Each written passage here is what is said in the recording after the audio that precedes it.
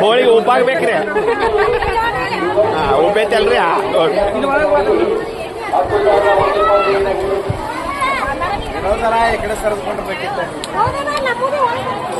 ತೋರಿ ಎಲ್ಲ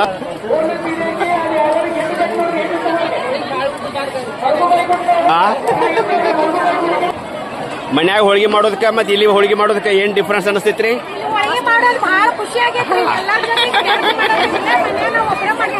ಮನ್ಯಾಗ ಏನ್ ಟೆನ್ಷನ್ ಇಲ್ಲ.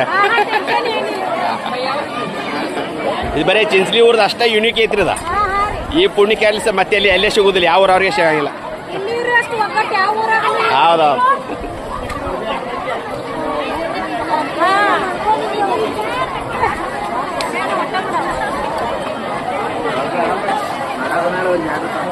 ನಮಸ್ಕಾರ ಬರ್ರಿ.